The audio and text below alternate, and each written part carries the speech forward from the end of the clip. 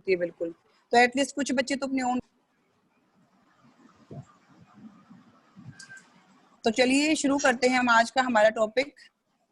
कल वाली क्लास में हमने जो राष्ट्रीय शिक्षा नीति है 1986 और 1992 वो हम कर चुके थे स्टूडेंट्स। उसी को कंटिन्यू करते हुए हमारा एक छोटा सा टॉपिक और बचा हुआ है, राइट टू एजुकेशन, यानी कि जो राइट टू एजुकेशन एक्ट 2009 में जो शिक्षा का अधिकार आया वो। तो आज हम उसको डिस्कस करेंगे इस क्लास में। जैसा कि हम सब जानते हैं कि जो शिक्षा है वो सभी के लिए बहुत आवश्यक होती है, उसको जीवन में आगे बढ़ाने के लिए, किसी भी बच्चे को सफलता दिलाने के लिए, या हम ये कहते हैं कि शिक्षा के द्वारा हमारा आत्मविश्वास बढ़ जाता है और कहीं ना कहीं हमारे संपूर्ण व्यक्तित्व का विकास भी हो जाता है। ये हम सब जानते हैं। अगर हम इसी चीज को अगर हम महत्व देते हुए बात करें शिक्षा के अधिकार की, तो हम कह सकते हैं कि मैं दो लाइनें आपके बीच रखना चाहूंगी कि हर घर में हो साक्षरता का वास, तभी तो होगा देश का विकास। अर्थात जब हर घर में साक्षरता होगी, यानी कि सभी साक्षर होंगे, सभी पढ़े लिखे होंगे, वो पढ़े लिखे होने का हमने लिंक कहाँ किया कि तभी हमारा जो देश है या हमारा जो देश है वो क्या होगा, भली भांति वो विकसित होगा और चहुमुखी विकास उसका हो जाएगा। कोई भी देश है स्टूडेंट्स, चाहे वो विकसित है चाहे वो विकासशील है, उस देश में सबसे बड़ी जो ताकत होते हैं वो उस देश के युवा और बच्चे होते हैं।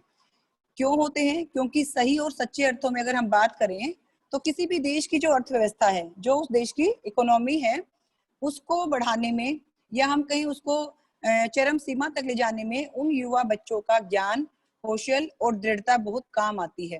ठीक है।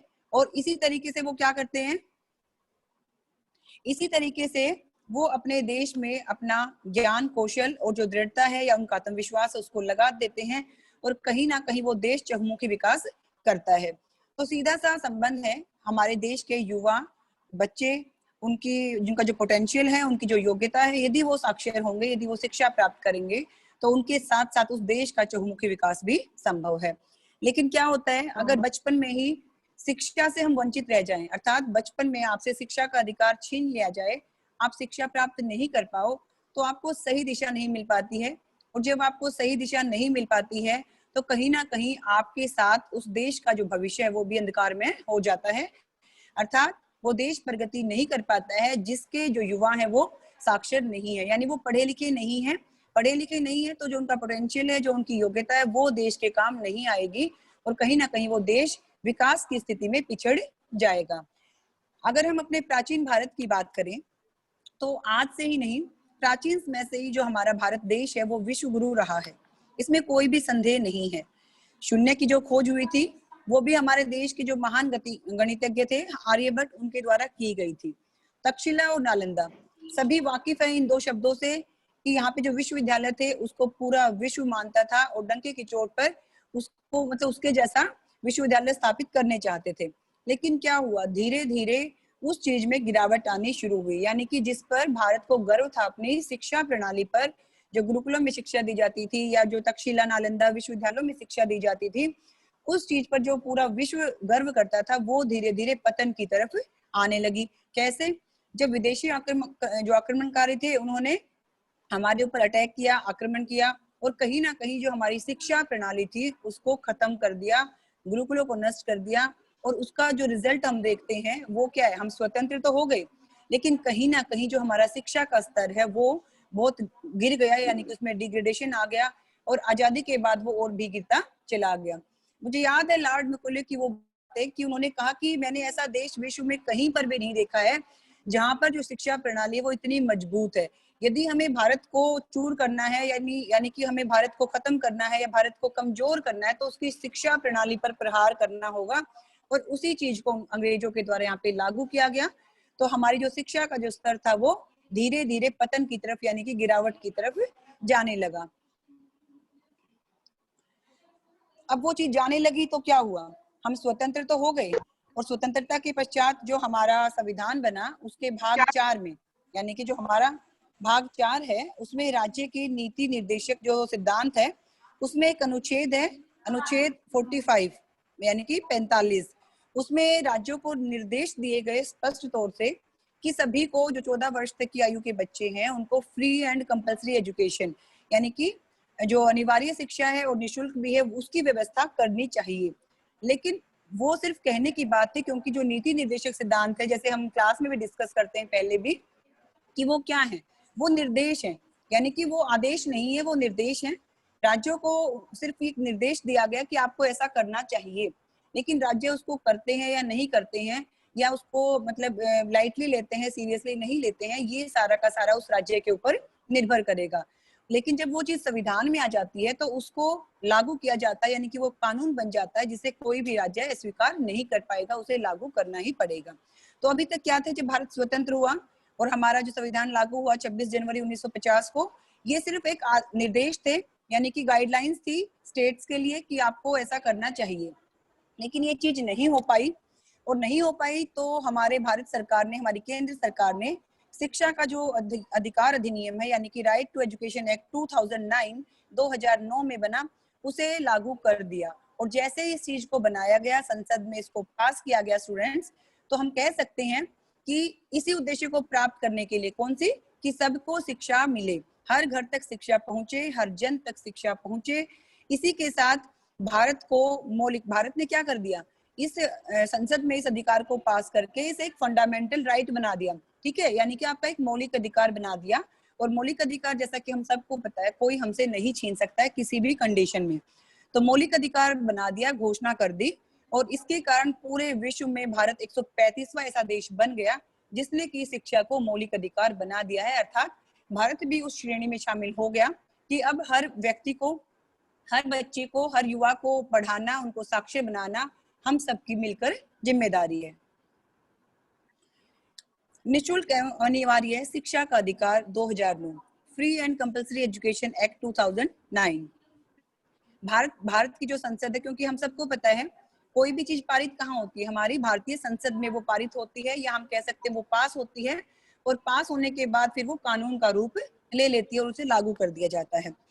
तो जो हमारा ये कानून है, यानी कि जो हमारा शिक्षा का अधिकार है अधिनियम, ये भारत की संसद में 4 अगस्त 2009 को इसको पारित कर दिया गया था। इसका बेस क्या था, यानी कि इसका जो मोटो था वो क्या था, कि इस विधेयक के जब पास होने पर, यानी कि जो ये बिल है ये पास हो जाएगा, उसके बाद 6 से 14 वर्ष तक के बच्चों को मुफ्त और अनिवार्य शिक्षा मिल जाएगी। किस रूप में मिल जाएगी, मौलिक अधिकार के रूप में मिल जाएगी। वर्ष 2002 में, यानी कि 2002 में जब 86th अमेंडमेंट हुआ, 86वां संविधान संशोधन हुआ, उस समय एक नया अनुच्छेद शामिल किया गया 21A, जिसे हम 21A के नाम से जानते हैं। और ये जब 21A इसमें शामिल हो गया तो इसको एक मौलिक अधिकार बना दिया गया था, ठीक है, क्योंकि हम सबको पता है कि हमारा जो स्वतंत्रता का अधिकार है वो हमारा 19 से 22 में है।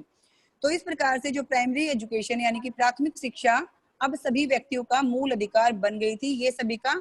साथ ही इसको मतलब एक ड्यूटी भी बनाया है, ठीक है, मूल अधिकार और जो हमारे मौलिक कर्तव्य हैं, वो दोनों चीज इसको बना दिया कि भी आपका कर्तव्य भी है आप शिक्षित हो, और सरकार का भी, केंद्र सरकार या सभी राज्य सरकारों का भी ये दायित्व है कि वो नागरिकों को ये शिक्षा का अधिकार किस रूप में, मौलिक अधिकारों के रूप में प्रोवाइड कराएं।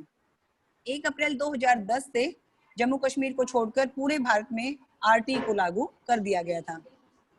कई बार जैसे क्या होता है, जो आपके एग्जाम्स वगैरह होते हैं तो उसमें इस तरह के क्वेश्चन आते हैं, उसमें डेट पूछी जाती है, या मान लीजिए मैं आपको असाइनमेंट देती हूँ या आपका जो टेस्ट होता है तो उसमें हम डेट्स वाले क्वेश्चन बहुत डालते हैं। तो उस चीज के लिए हम इसको थोड़ा डीपली करते हैं कि जो हमारा राइट टू एजुकेशन एक्ट 2009 है, उसमें उसको मतलब कब उसको राज्यसभा में पास किया गया, कब उसको लोकसभा में पास किया गया, और किस प्रकार राष्ट्रपति को उसको मंजूरी, किस दिन उसको मंजूरी मिली थी। तो हम कह सकते हैं कि 20 जुलाई 2009 को उसके जो राइट टू एजुकेशन एक्ट है, जो ये बिल था, इसको राज्यसभा में पारित किया गया। पारित मतलब उसको पास कर दिया गया। उसके बाद वो 4 अगस्त 2009 को हमारी जो भारतीय संसद है, उसका जो लोकसभा सदन है, उसमें उसको पास किया गया। तीसरा स्टेप होता है, देखिए आप सब, हम सब जानते हैं कि हमारे 2 सदन हैं और दोनों में कोई भी बिल पास होता है तो लास्ट में वो कंफर्मेशन के लिए लगा लीजिए, या लास्ट में वो सहमति के लिए, जब तक उस पर राष्ट्रपति के हस्ताक्षर नहीं होते, वो जो बिल है वो कानून का रूप धारण नहीं करता है। तो इसको कानून बनाने के लिए राष्ट्रपति के द्वारा 26 अगस्त 2009 को मंजूरी मिल गई। और जैसे इसको मंजूरी मिली, उसके तुरंत कुछ दिनों के बाद, कुछ महीनों के बाद, यानी कि 1 अप्रैल 2010 को सिवाय जम्मू कश्मीर के पूरे भारत में इसको लागू कर दिया गया। तो ये डेट्स हमारे लिए बहुत इंपॉर्टेंट है। अब हम मेन प्रोविजंस करते हैं, यानी कि main provisions of right to education act 2009, यानी कि मुख्य विशेषताएं क्या हैं या कौन कौन से प्रावधान हैं जब शिक्षा का अधिकार हमें मिला है। तो सबसे पहले राइट टू एजुकेशन एक्ट जो 2009 में बना, वर्ष 2010 में उसे लागू किया गया। उसमें 38 धाराएं हैं, 7 उसमें चैप्टर यानी कि अध्याय हैं और एक अनुसूची है। अनुसूची मतलब शेड्यूल, यानी कि आपके जो आर्टिकल्स हैं वो 38 हैं और जो आपके चैप्टर्स हैं वो 7 हैं और जो शेड्यूल है वो आपकी 1 है। किसमें? राइट टू एजुकेशन एक्ट 2009 में। अब इसकी विशेषताएं या प्रावधान क्या है? सबसे पहले कि 6 वर्ष से लेके 14 वर्ष तक के बच्चों को मुफ्त और अनिवार्य शिक्षा उपलब्ध कराना, क्योंकि सभी को साक्षर करने के उद्देश्य से भारत में फिर से साक्षरता अभियान, या हम कहें कि भी पूर्णतः जो एक 100% जो लिटरेसी रेट होता है उस चीज को बनाने के लिए इस जो आरटीआई एक्ट है, हमारा जो आरटीई एक्ट है, इसको हम लाए थे। तो 6 से 14 वर्ष तक के बच्चों को मुफ्त और अनिवार्य शिक्षा उपलब्ध कराना सबसे पहला प्रोविजन है या सबसे पहली विशेषता है। यदि हम दूसरे प्रोविजन या विशेषता की बात करें तो इसकी गाइडलाइंस में, यानी कि जो हमारा राइट टू एजुकेशन एक्ट है, इसमें ये स्पष्ट किया गया कि गवर्नमेंट के साथ बहुत सारे प्राइवेट स्कूल्स भी होते हैं, जिससे कि आप और हम सब वाकिफ हैं। तो जो प्राइवेट स्कूल्स हैं उसमें एक रिजर्वेशन रख दी गई, एक कोटा रख दिया गया 25% यानी 25%। किसके लिए? जो गरीब बच्चे हैं। तो इसमें 6 से 14 वर्ष तक के 25% जो गरीब बच्चे हैं उसका दाखिला प्राइवेट स्कूलों को करना होगा।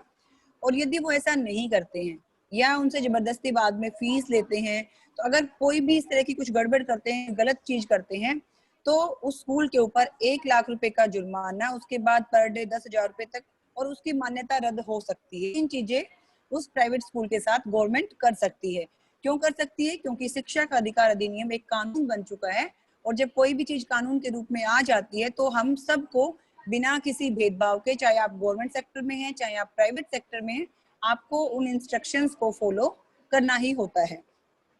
यदि हम तीसरी विशेषता की बात करें या तीसरे जो इसका मेन प्रोविजन उसकी बात करें, तो जो विकलांग बच्चे हैं, यानी जो डिसेबल्ड पर्सन होते हैं, जो